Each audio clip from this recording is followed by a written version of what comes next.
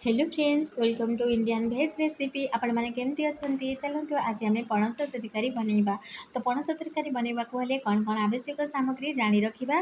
प्रथम ये half KG पणस नहीं जाइए, 3टी मिडिल साइज पियाज आउ 2टी टमाटो आउ लहसुन नहीं जाइए। आप रसुण चाहिए कम बेसी करेंगे। आउ ये देखते मुझे तेल नहीं हाथ में मालिश करदे कहीं पणसर अठा आम हाथ में बिल्कुल भी लगभग। तो ये मुझे चाकू भी तेल मालिश करदे। आप काटिला बेले सावधान रे काटिबे कहीं तेल लगेला पर स्लीप करें। एमती मुझे छोट छोट भाव में पीस करदे। देखूँ आपण सब बड़ थे ना आप लंबा लंबा करके चिरा पकेबे, लंबा लंबा काटिबे कहीं पणसर लंबा काटिले बेसी पार्ट वेस्ट हो न था। तो देखो चलतु देखिए भल भाव में केमती काटी नौ पणस को। सो फ्रेंड्स देखो एमती भाव में आप पणस काटिले इजीली पणस काटी हो चाकू निहाती आप तेल लगेबे। आउे मुझे कौन करना आपको छोट छोट पीस कर दूसरी, छोट छोट ट्रायंगल पीस कर दूसरी। तापर पुणी मझे आम चिरा नहीं जाऊँगी। एमती कटिले पणस सहजरे काटी हो जाए और सीझबारे भी टाइम लग न था। तापर जो कंटा कंटा पोजिशन थाए ना उपरटा तार छिलका को फोपाड़ा। आपण को मन पसंद आप पीस को छोट बड़ करेंगे जहाँ को जमी खाଇବା पसंद लगी था। तो देखो मुझे किसी पणस छोट किसी बड़ एमती मिडिल साइज काटी देती। सारे को मुझे रेडी कर देती। आउ तार बीजाटा ना बहुत तार मंजी बहुत सुंदर लगी था खावा लगी। तो मुझे पानी डाल दूसरी। देखो पानी डालिक भल भाव में मिक्स कर दूसरी। एबे भल भाव में धोईदेवी। एबे मु जो रसुण रखीदी ना रसुण को मुझे चोपा छड़ी दूसरी भल भाव में। आ रसुण को आपन को आ गोटे ट्रिक बता दूसरी। आप चाहिए गरम पानी भी पकईकि रसुण को छड़े पारे। तो ये मुझे कौन कर टमाटो नहीं जाइए, 2टा टमाटो को काटिदेली आउ सारा रसुण चोपा मु छिड़ेदेली। एबे मु कौन करना मिक्सी जार भल भाव में पेस्ट करदेवा। आपड़ चाहिए सुखिला लंका आउ जिंजर नहीं पारे, अदरक नहीं पारे। ये मोर सर जाइए मुझे नौनी चाहिए स्किप भी करें। तो अभी मुझे कौन करना सारे को भल भाव में पेस्ट बनी देती। देखो कितनी सुंदर पेस्ट बनी जाइए, पूरा मिक्स हो गला जमी रसुण गोटा रही कि टमाटो बिल्कुल गोटा रही। तो चलतु एबे मु पियाज को काटी दूसरी। देखिए पियाज को मुझे पूरा चोपा छड़े भल भाव में चुन चुन करके काटी दूसरी।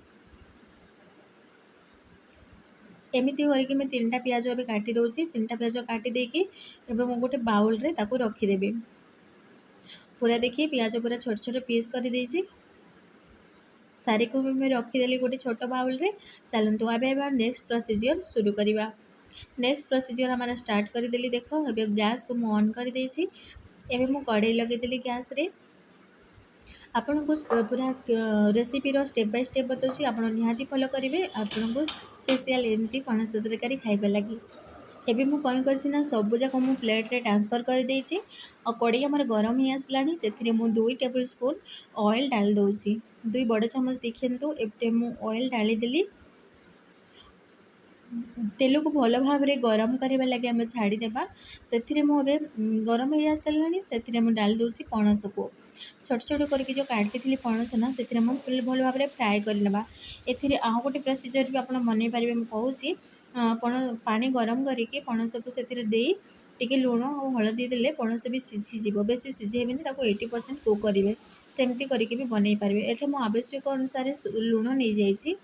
आप टेस्ट अनुसार लुण ने लुण दे सारापर ना पणस भल भाव में सीझी जाए। तापर चलते आम ढाकन रे ढाकीदेवा किसी टाइम। देखिए पणस आमर सीझी आसला बेसी आमर सीझा दरकार नहीं, फ्राए करवा बेसी दरकार नहीं। तापर फ्राए हो आसला मिनिमम 70% हमारा कुक हो जाइए, सीझी जाइए पूरा। ताकू आम गोटे बाउल रे भी ट्रांसफर कर दूसरी। जी पणस भाजी थिला ना सब जाक मु बाउल रे रखी देखूँ। तापर एबे आम नेक्स्ट प्रोसीजर सारा स्टार्ट करवा। एबे मु सेही कड़े रे बिना न धोईकी मुझे ऑयल डाली दूसरी। तेल पूरा भल भाव में देख 2 टेबल स्पून बास डाली। आपड़ चाहिए सरस तेल यूज करेंगे। तेल गरम हो आसला मुझे जीरा डाली दूसरी।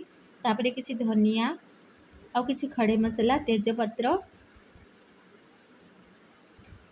खड़ी मसला निहाती डालिबे कहीं तार जो स्मेल बहुत सुंदर लगी था। दालचीनी और इलायची चलो समस्त को मुझे डालदेली। ये किसी धनिया भी पकई। आपण इच्छा ना जरी जदि जी दरकार जिनस अच्छी से चाहिए आप डाली पारे, नथिले भी स्किप करेंगे। देखो ये पियाज डाल दूसरी। ପିଆଜ ଢାଳି ସାରିଲା ପରେ ଏଠି ଆମର ପିଆଜ ପୁରା ଗୋଲ୍ଡେନ୍ ବ୍ରାଉନ୍ କଲର୍ ହେଇ ଆସିଲାଣି। ସେଥିରେ ମୁଁ ଯେଉଁ ପେଷ୍ଟ କରିକି ରଖିଥିଲି ନା ତାକୁ ଏବେ ଢାଳି ଦେଉଛି। टमाटो और लहसुन का पेस्ट ମୁଁ ଏବେ डाल दूँगी। एथिरे डाल दूँगी हल्दी पाउडर, किसी मसला पाउडर एवरेस्ट पाउडर मसला और एथिरे मैं डाल दूँगी चिली पाउडर। कहीं मुझे सुखा चिली यूज न करी से मुझे चिली पाउडर डाल देती। तो चलते मुझे भल भाव देखिए मिक्स कर नौची। एबे हमें मसला को सिझापी किसी टाइम छाड़ीदेवा। मसला आमर सिझी आसानी मुझे कौन कर जो फ्राए करके रखी आम पणस को से डालिकी भल भाव मिक्स करदेवा। तो चारि साइड्रे मुझे चल दूसरी पणस को भल भाव आपड़ देखिपे के सुंदर लगुच आर खुशबूर आर बहुत सुंदर कहीं आम खड़ी मसला सब यूज होती आर पणसर खुशबू बहुत सुंदर लगी थाए। तो एमती देखिए टिके से पानी ऐड कर दूची। आप बेसी पानी देवेनि। जदि आप ग्रेवी खाइबा को चाहूथे ताहले आप बेसी पानी भी डाली पारिबे। और ट्राई करेंगे ए सब गरम पानी डालवा लगे ठंडा पानी बिल्कुल डालेनि। और देखो पूरा पणस को भल भाव में चल दूची। किसी टाइम आम रखी नेमा भल भाव ये मिक्स हो जाइए। देखो एवं पणस को तल को ओल्हे आनी। देखो आम पणस पूरा सिझिकी रेडी हो सारा अब खावाई पूरा रेडी। तो चलतु मुझे गोटे प्लेट नहीं जाऊँगी। आप देखिपे बहुत सुंदर देखा जाऊँगी। खाइबा लगे भी आर बहुत टेस्टी लगी थाए। और देखो पूरा कितने सुंदर लगुच। ये तो गरम हो ठंडा हेल्ले मुझे निश्चय ट्राए करी। तो आज वीडियो आपण मानक केमती लगे मुझे मत कमेंट करके जरूर बतेइबे।